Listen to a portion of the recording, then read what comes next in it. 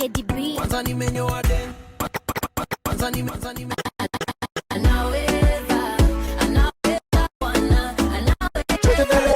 Check it. Baraka za baba. Yendo number uno, Yesu number uno. Yeah. Number uno, yendo number Fichocha. What is working in my life, working in my life. Praise the Lord and a very good evening to you. We bless the Lord for yet another time and another episode in the Angaza show. We've been seeing some very strange trends that are happening. And you know, this is a follow-up on a show that we did about Generation Z. But today, we want to check on both sides. We want to hear from the Generation Z and also hear from the parents. The first trend that is coming up, many kids, watoto wengi sana wanakataa kurudi shule. Wengine wanasema nipatie time nifikirie nijifigure out so that nijue what I want in life. And many parents don't understand what is happening and they feel like our watoto wako possessed, and also they feel like they're becoming rebellious and also stubborn. There's also a reality that Generation Z are making a lot of money through online. A study was revealed that 54% of Kenyans are on TikTok. And part of the biggest team on TikTok is Generation Z. And as long as you have a following, corporates are knocking your door and you're able to make a lot of money. This has also made it look like education is becoming irrelevant. There was a video going around of a young man in a certain university asking, how will these questions make me rich? How will these exams make me rich? And there's a contention.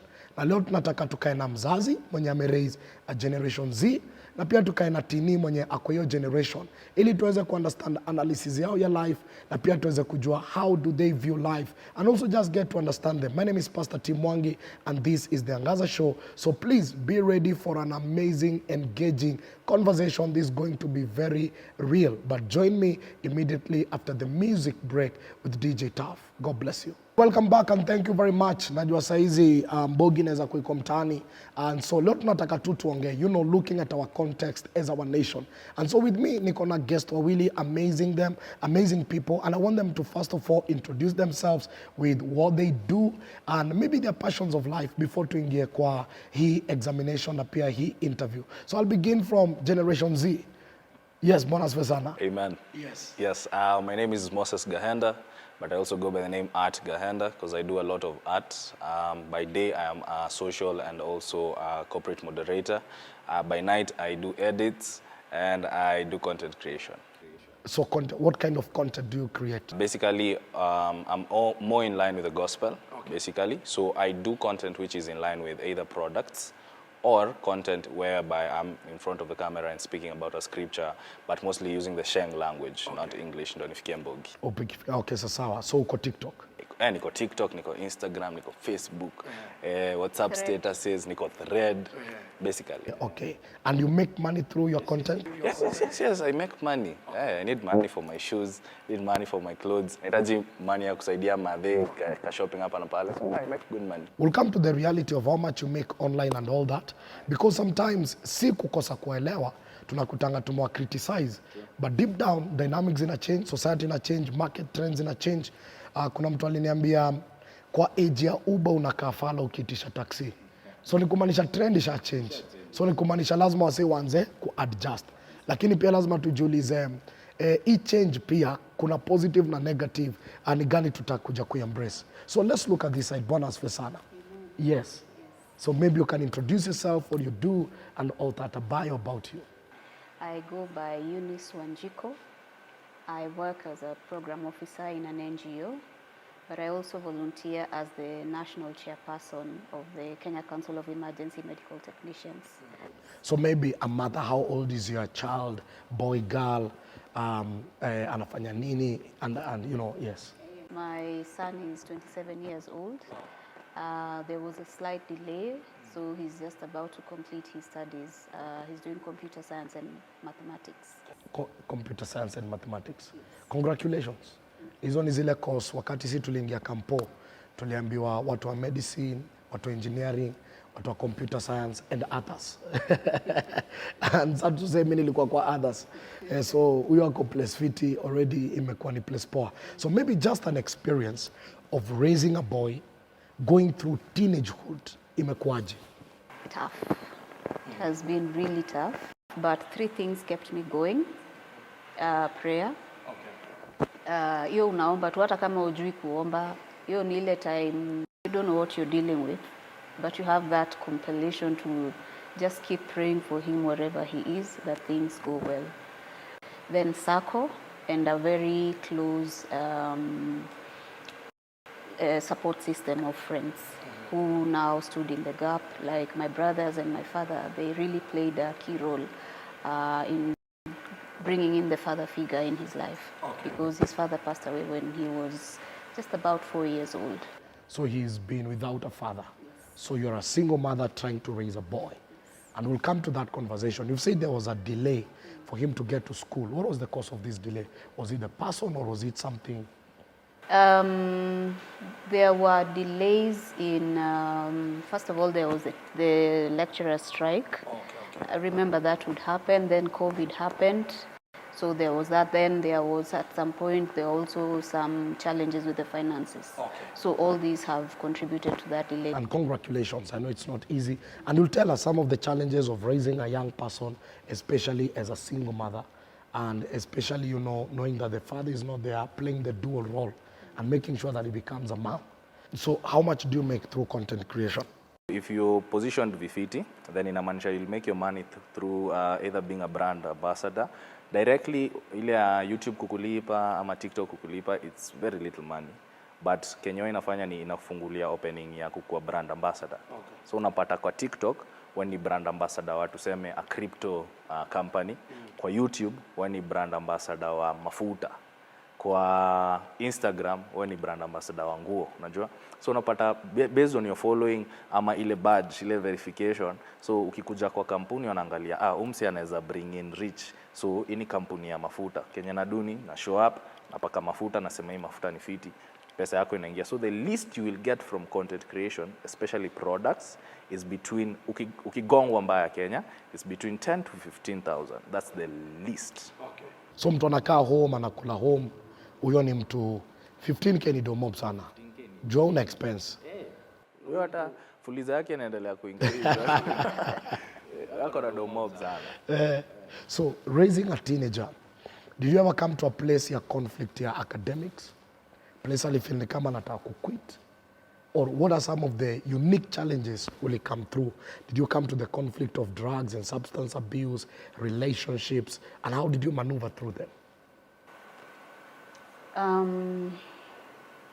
It was crazy because, number one, I don't know how to be a man. So I wouldn't know when he was going through something. So you're just in that state, you're trying to figure out, is there anything wrong? Is everything okay? At some point, he had wanted to stop his university course and do something else. I really don't have much to give him, but I know so long as he gets that paper, it will open doors for him. So I was very keen for him to get that paper because other things can go away, like property can be destroyed or taken away from him. But what is here, it can't go away. That is his for him to keep, and he can figure out ways of making money or making a living from that. To an extent that I started volunteering a long time ago, way back in 2004. And he was still a very young boy. And what would happen then is that I would go with him to all the activities that I went into. And there was a lot of training. And I also got him to have an interest in training first aid. So right now he can make money from those trainings. Girls, of course, they were there. But now it's just to figure out how do I make him my friend. And to do that, I realized that I needed to bring him closer. And I adopted a method where we go out once a month, have a meal, or just do something fun together. What are some of those tough conversations? Especially when he was a little bit younger, of course, the issues of teenage sex, the issues of drugs, majorly those two, because I mean those are the things that a teenager would really have to contend with. What was the reaction of the boy? What kept you going? First of all, he learned about his father. You know the way kids go out to play, and kids would brag, baba yangu alinifanyia hivi, baba yangu alinifanyia hivi.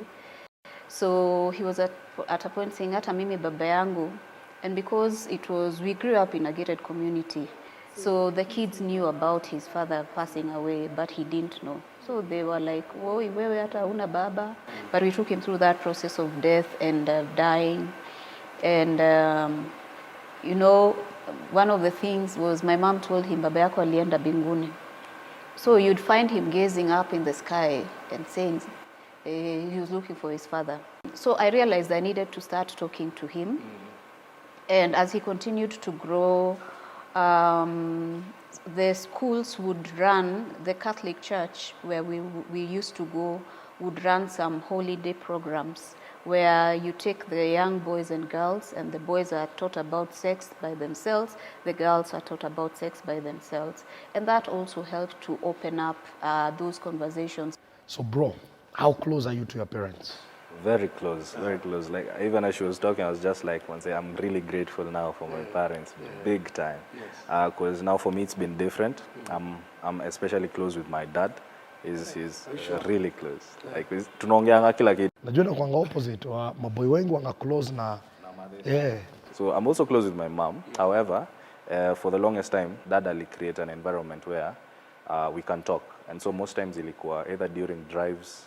So anaanzisha tu conversation flani in a flow. So hiyo ili form a certain friendship. And ilinieka in a place where I tell him every single thing. I tell my mom every single thing. When I was dating, hizo times utini, kuna huyu, kuna ule. So nafika place mama kuuliza saa ni mgani, unajua. And so they created this space whereby paka saa najua ule nitaleta home. Mother alisema ni huyo. So siezi fanya blanda, siezi. So hiyo iliokolea because now they created that space and that made me have a friendship with them. Kuna wazazi wanakuanga watambui. What will be your advice? My thought is this, in as much as when mzazi, pia utini anatafuta rafiki. Akipata a friend in you, atatafuta friend in any other place. So mzazi akikuwa rafiki yako, you'll tell him or her the things that you are to tell another friend. Mzazi akikuwa close na wewe, so it goes beyond just providing. It comes to a place where you're emotionally there, you're emotionally present. Enye unajua amejifungia kwa room, jua amechoka, si jua kona emotional damage. Unaget? Ama leo ameamka asikii fiti, tunaweza ongea. Leo wenye anakaa hatuwezi ongea. So in as much as tinia anataka parent, pia anataka a friend. Tunatafuta ma friends. So tunafaa ku create environment your best. Yes, unaona kama venye alikuwa anampeleka date. Now that is friendship. In fact maparo wengi ufurahi sana mtoi akisema mimi mama yangu akinipata hapa atanimada. Unajua wana feel bas nimestamp authority. Anyway, we are going to have this conversation immediately after the music break. You're there, you're a young person. You're there, you're a parent. This is a conversation that we need to have. God bless you and see you after the music. Welcome back and thank you very much. We are doing a follow-up conversation about the Generation Z, the teenagers, and also the concept of parenting them. And I'm so excited because what we have here is an amazing audience. I mean, an amazing guest. Real talk conversation vibes. We have one of us, Eunice, and also we have Moses. Yeah, Moses. And you know, Eunice is a mother of a teenager, currently 27 years old, pursuing his degree in computer science. Moses is a graduate, a real Generation Z content creator, all that. Some of the parents don't even understand content creation in nini, and they feel like, you know, it's a wastage of time and you need to focus. Now, before tuendelee sana, I want to hear your views, both of you, and I'll begin with Eunice, your views on the importance of education. Kama mzazi. Kuna mtu alisema alijikuta kwa debate ati elimu ni bora kuliko pesa. Akasema baada ya kumaliza shule alirealize pesa ni bora kuliko elimu kwa sababu so what is your view if you're to advise a young person today, or even the advice you give to your son? What are some of the things that you know you will tell them about education? Because someone said again, you can't learn swimming by watching TV. you have stepped into the reality of life. You have been around for a while, and you've seen people who have papers and people who don't have papers, and you've seen what, just basic academic background can do. It's like when you preach and you say Moses was in the desert for 40 years. He was being prepared.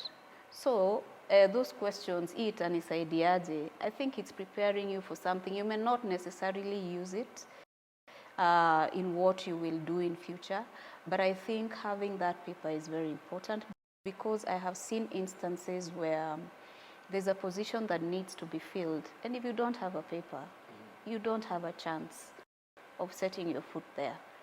So getting that paper, that document is important, because that process of acquiring that paper does something to your mind that helps you in the way you think, in the way you reason, in the way you interact with people. And that knowledge that you gain is something nobody can take from you. Okay. It is from there that you get ideas on what you can do. It is how you now start becoming innovative. It is how ideas that you have grow in you. And it also creates a room for you at the table, because if you really can't have a conversation with someone, they have no business talking to you. But if I can engage you for 5 minutes, you're going to remember what we talk about. And if an opportunity ever came, you would remember that, oh, there's somebody I engaged and I'd like to engage them again. So ideally, we are trying to say education is not necessarily for employment, no, but education will change how you think, how you view things, and even how you manage a couple of things. What is the importance of education to young people? Juu matini unasikia boy ameachia form 2 na amekataa kurudi. To a point mpaka ameanza kukaa, it's a cool thing kukataa chuo. For me, in all truth, kukataa chuo naitamka ufala to some extent. Legit. Because not only ni biology umesoma ama mao umesoma, but pia kuna connections unaform ukiwa high school. Zenye ukitoka na unakutana nao huko nje. You join campus, the connections pia unaform pale. Uta-realize msi akijoin campus first year, si the same way atavaa akiwa third year. Si the same way atafikiria akiwa third year. First year ukiingianga, hata kama uko na do, unaingianga na mioto za lazima kuna click fulani unasonga nayo, mbogi fulani, place ya kudishi ni place high end. By the time unafika third year, unakuanga usha minimize hizi expenditure, inakuanga kibandaski, rende unasonga nayo ni watu wanajielewa. And so imagine mse ange quit first year, inamaanisha anasonga kwa life na mentality ya first year. So hata ukue content creator baadaye, kuna boardrooms hawezi keti juu kenye unasema it makes sense. Okay. Najua kuna deals ukikuja kuseal, unaseal wewe na wewe mse anakupea deal. Atakuangalia venye unaongea ina mata, venye umevaa ina mata, venye unajibeba mbele ya watu ina mata, na education inakuletea stuff. Wale walimu kuwa strict. Unaona kaa hii TikTok video ya mwalimu wa maths. Hapa ni wapi, unajua? Bas sasa unapata hiyo strictness in life inakuja kukuweka place fulani ya mwalimu alikuwa anataka tukimbie kila saa ndo to save time. Okay. Najua ukiingia campus utarealize hakuna bell. So mwalimu wewe ukiingia class late ashaendelea, atakuchuja utoke, ukiingia past 15 minutes atakutoa nje. And so unakam kurealize ile kukimbizwa nilikuwa nakimbizwa high school ndio imekuja kunisaidia sasa ina keep time in campus. Okay. Unajua, so hiyo yote from an educational level. So it will help you more than just knowing biology, knowing maths, hizo algorithms zote, but pia inakuja kukukolea hapa mbele venye unajibeba. Yeah, because the reality is watu husemanga vitu zingine tunafundishwa in real life as in application. Nikaa sasa useme sauti guna. Iko wapi? Utaitumia sauti guna pahali. Sauti guna ni nini kwanza? Sauti guna ni ile sijui ba inatoka hapa, inatoka kwa ulimi hapa mbele. Hizo zilikuwa Kiswahili ya high school. Okay. So hautaisema sauti guna, but kama unakuja kukuwa voice over artist, utajua hii sauti nafaa kuitolea hapa, na kuna sauti naitolea hapa. Okay. Imekusaidia. Kwa generally inakuprepare. Inakuprepare for life. But what say wana make do akiwa wayanza? Yes. Ni fiti. But sasa kuna mse niliona TikTok anasema akienda live anaundanga almost 800,000. Unajua noma ni wanakuonesha mengi za hiyo 800. But akuoneshi behind the scenes, palido yote imeishia. So wanapatia pia matini pressure ya utaingia na itakuwa easy money. But kenye ni reality ni easy money ikiingia inakuanga easy pia kuishia. Najua, nika pesa umeokota. Utapita hivi uone smoky, unakumbuka kulikuwa na ile do. Uingie hivi upige maraundi kulikuwa na ile do. But do umefanyia kazi, unasikianga ka uchungu fulani ukitoa. So ujamani sawa na make 800k. But at the end of the day kuna bills analipa. Kuna gari alihaya juu si zake. Najua. So tuseme amehaya V8 na amehaya na 15k. Ndio fuel apige full tank kuenda solo fuel na tuseme 10 Gs peke yake. V8 size ni 15 16. Haya 15. Bas. So hiyo ni 30 Gs. 30 kwa gari kuishia, si ndio? Haya, hiyo ni siku moja. Now lazima maintain image mbele ya watu. So kuna venye anataka kuvaa. Haizi rudia hiyo nguo. So closet yake lazima ichange. But since hizi zinunua kila saa, inabidi make deal na labda boutique fulani. Lazima atawakanja do.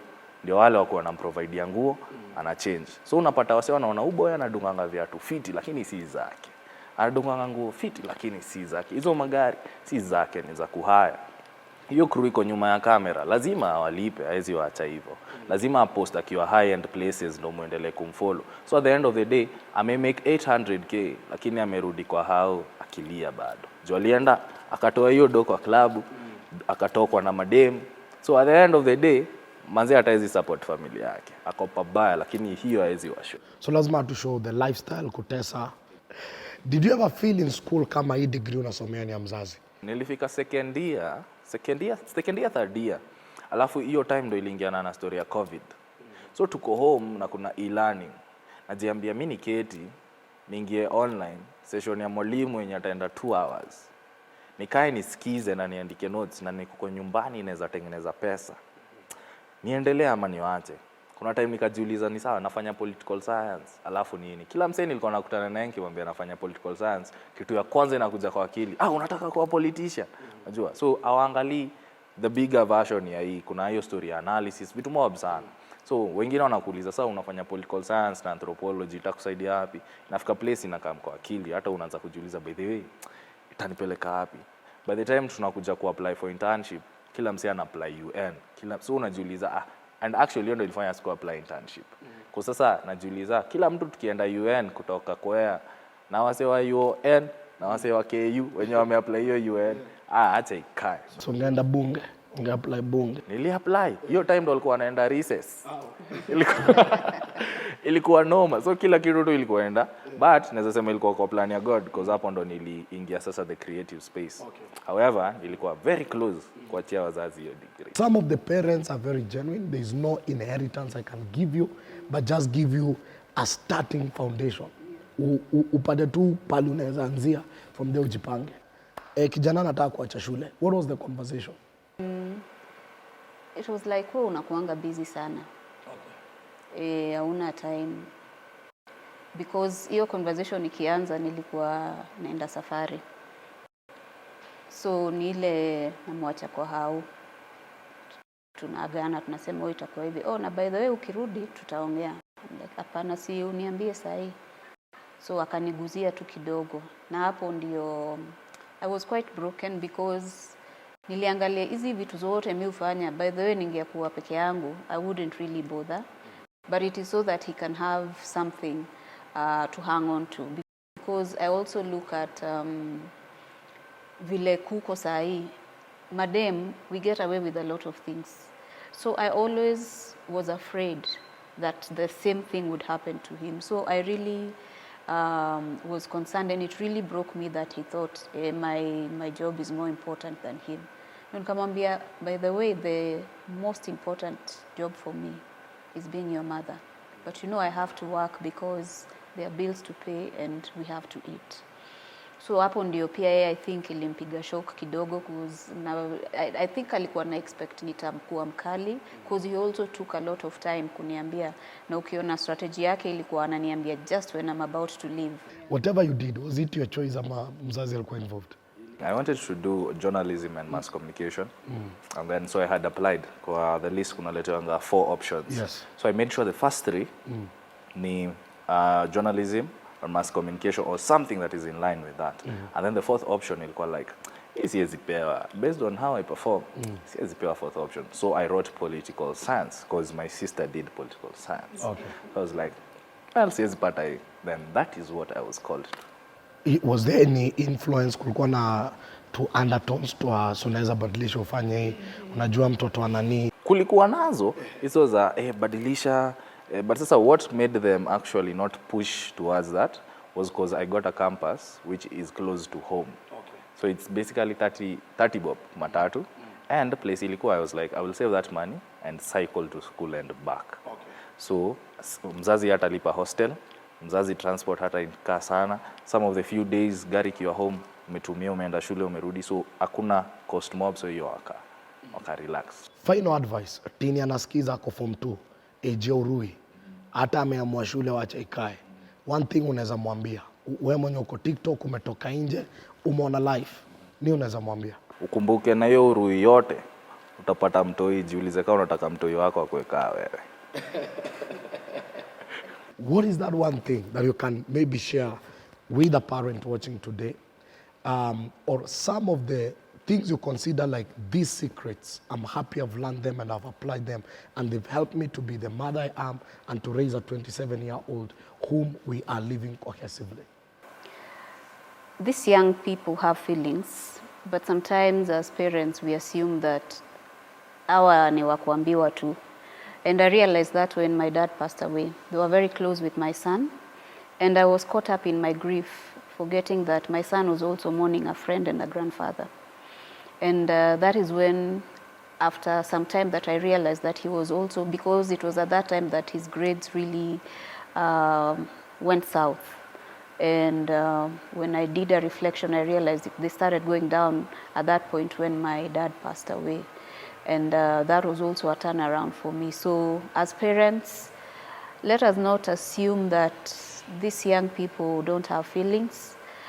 More so, let us not assume that because they are young boys, wewe ni boy wachana na yeye, because I got a lot of that. Yeah, so they are human and they also have feelings. Interestingly, I was sharing with a colleague and she told me they have been hammering their last born brother. Ufanye hivi, wo usome, uende. And she realized that they were doing the wrong thing. So she put a call through to the brother and she told him, you know, you want to be a doctor and we know you can do that. We believe in you, we trust in you. So wacha mchezo. And the boy was very happy. Actually, he started crying because what he needed was just that affirmation that somebody loves him and they regard him as somebody beyond a person who's there to just be told. Okay. What we are concluding here is that number one, waswa young wanatafuta mabeste na pia wazazi. So deep down they're looking for friends and they're looking for parents. And you need to know when to be a parent and when to be a friend, because at the end of the day, pia unaweza kuwa too much of a friend and you forget you're a parent, and you might end up becoming too much of a parent and you forget that you're a friend. The second thing, what I'm getting from you, ni ati mindset imeshift, generation ina shift, na wazazi pia lazima wajue kuna shift. Hatuwezi fanya vitu vile watu walikuwa wanafanya before. But at the end of the day, what is very clear to every young person watching is that you're not the first young person. And I'll finish vile ulisema, look yourself on the mirror today and ask yourself, many years to come, would you love a child? Would you love your child to be like you? Otherwise, from this end, thank you very much. See you at the crossroads. So thank you very much if you're joining me for the crossroad. Someone wrote and said, the world will never give you what you deserve, but the world will give you what you work for and what you earn at the end of the day. I'll just give this short story and this will summarize everything. When I was a gospel rapper, I was invited for this very big event. And I remember when I got into the gate where we were supposed to enter, I found a serious security officer with a dog. They call them the dog handlers. And so I was curious and I asked the security officer, how much is it to have this dog? He told me, you hire that dog for 15,000 per hour. And the dog had been hired for 4 hours. That means the dog was earning 60,000 Kenyan money in that particular event. I had been invited as one of the guest artists and I got inside. And I began to think and I felt like asking the policeman, how much do they pay you per month? I did my research and I discovered that that handler was being paid 15,000 per month.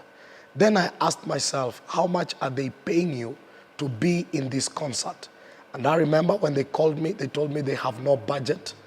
And that really broke my heart. I asked myself, people sat in the boardroom and they had a budget for a dog. They didn't have a budget for me, meaning that a dog was more important than me. And what I discovered is when they gave me the phone call, I didn't know how to negotiate. I didn't understand the business principles. I was talented, but I was foolish. And this is the reality if nothing changes. Many young people are gifted. Many young people have talents, and many young people have exposure, they have fame. But there is a place that there must be something in between your ears, and that is exactly what will deliver you. Imagine people sitting in a boardroom, awarding and negotiating how to pay a dog 60,000 and how to tell a rapper we don't have a budget. I felt like asking myself in the equation, who is the dog? Anyway, have a blessed weekend and meditate on that. God bless you.